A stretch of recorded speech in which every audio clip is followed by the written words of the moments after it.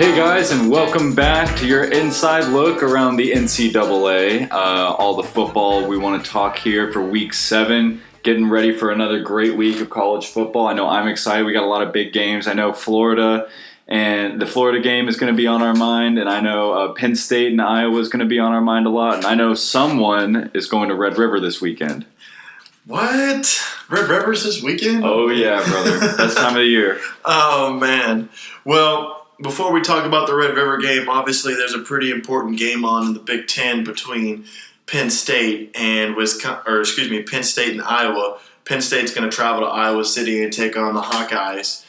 Pretty big game going on right over there.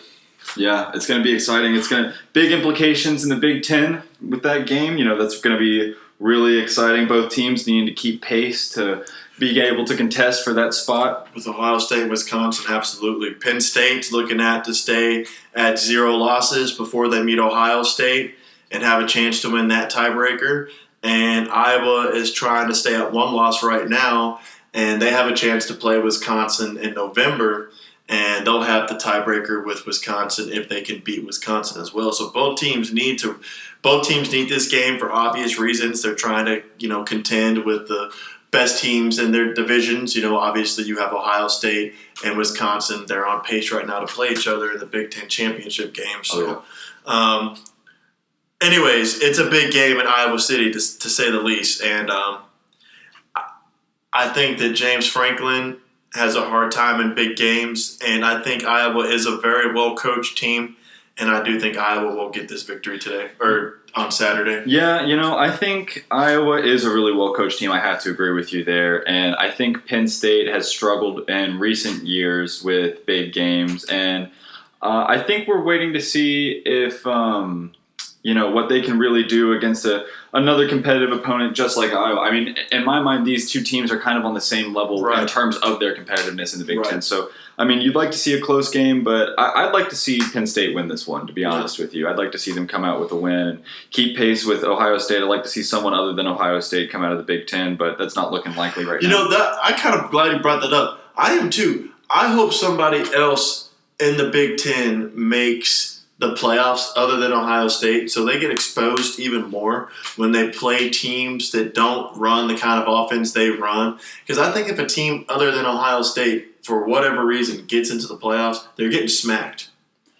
Unless they play a team like Notre Dame or maybe Georgia. Yeah, so I'll agree with you there. There are certain teams that matchup is favorable against, kind of like Notre Dame, who always seems to find themselves in the conversation for reasons I cannot believe. Like last week they played Bowling Green. This week they're playing USC. I'd like to see a stronger strength, but that's not the point here. And when they played a good team like Georgia, they got smacked. They lost, But I think it would be interesting. I don't think another team outside of Ohio State in the Big Ten would be able to compete with a team like Alabama or LSU or Oklahoma or whatever the case may be. I don't think they're strong. And I think maybe that's why so much hype gets built up around teams like Michigan, right? I've been thinking about this a lot, obviously, this season. And, people want Michigan to do well really badly. They're always talked about in the national media, yet they never are able to produce quite the way everyone expects them to. I think that's because everyone is just waiting for someone to dethrone Ohio State, because ever since Urban Meyer's been there, they've just been top tier. Dominant, for sure. Absolutely. They have been the top tier in the Big Ten.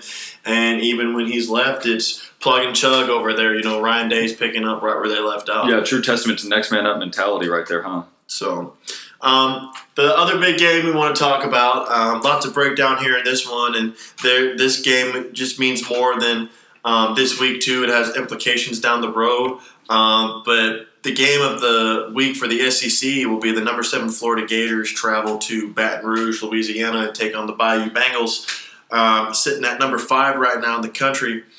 And Florida did probably get their first good win of the season against Auburn.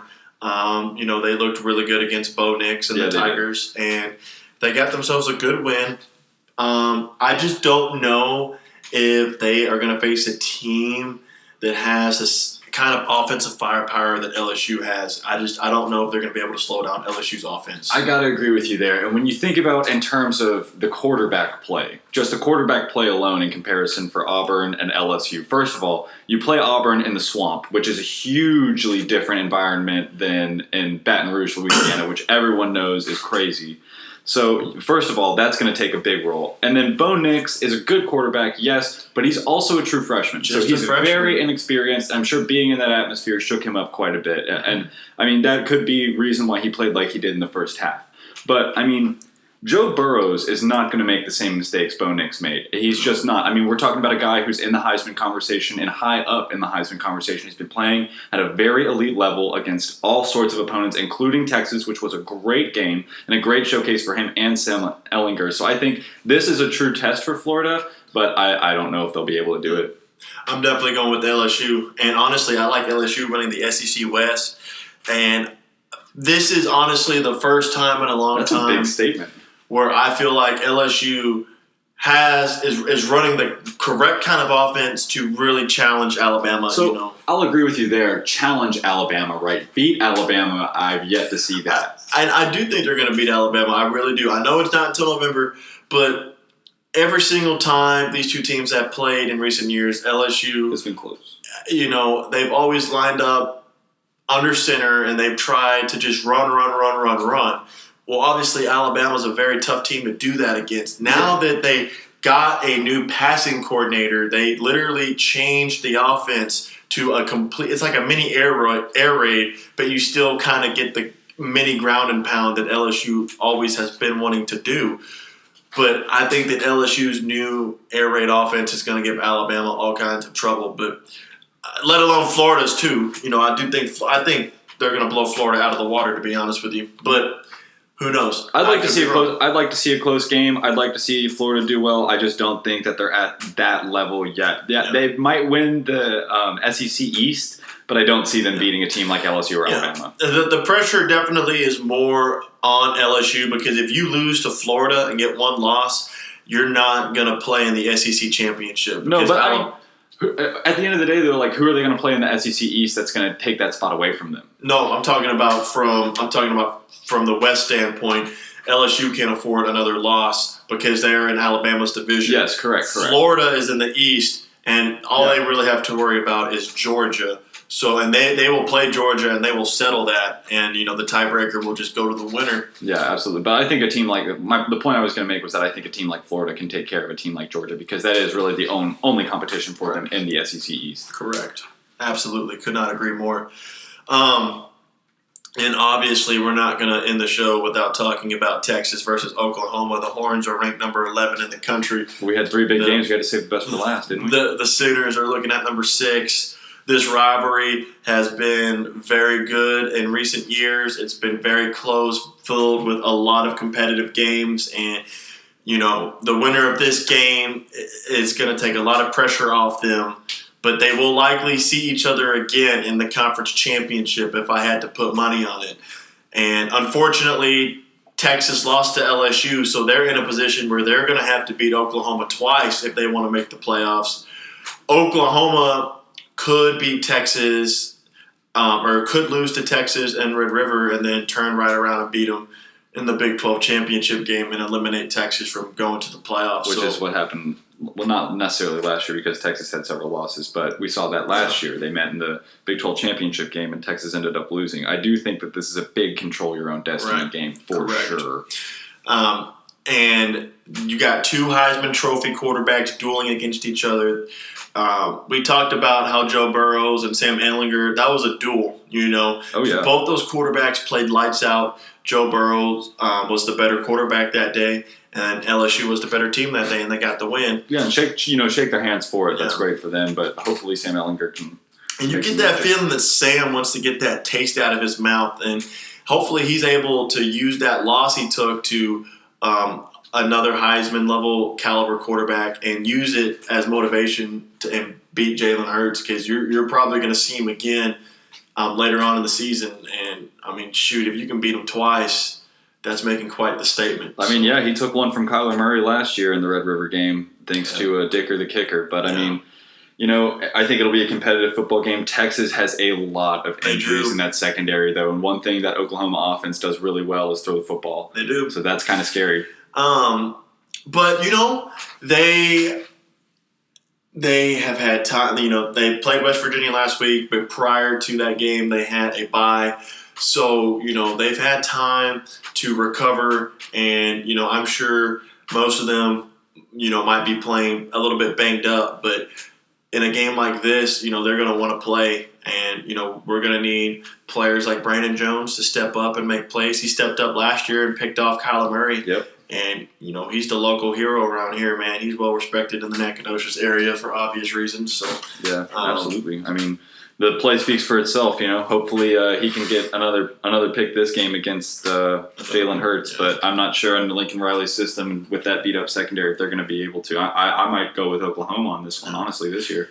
Since we're talking about the Big 12 too, obviously the two front runners are Texas and Oklahoma. But I want to just quickly, before we run out of time, is talk about Baylor.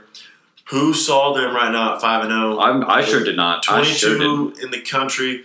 They got an opportunity to beat Texas Tech and be 6-0.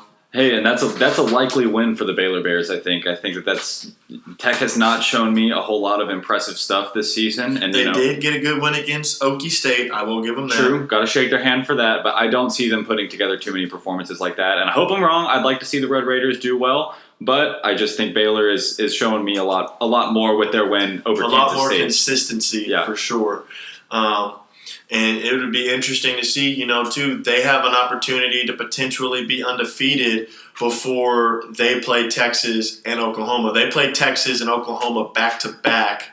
I believe they get Texas at home in Waco, and they go on the road to Norman to take on OU. So, watch out for the Baylor Bears, and I know, Carson, you wanted to shout out SMU. Yeah, hey, how about Shane Buechele? SMU moving up in the rankings, holding off Tulsa in a 3-overtime game. I mean, that's exciting stuff. I love a good overtime game, and I'm happy to see the Ponies do well. First time like this in a while, I mean, since they got the death penalty. And SMU's in a position where if they go 12-0 and win their conference championship and go undefeated, they could play in a New Year's Six Bowl for sure. And, they'll probably be a top 15 team, and it's the highest rated non-Power 5 team that automatically gets a bid. And as long as they keep winning games, they'll keep climbing up. Yeah, absolutely. And not to be too ahead of myself, but I'd love for someday to see SMU back in the Big 12.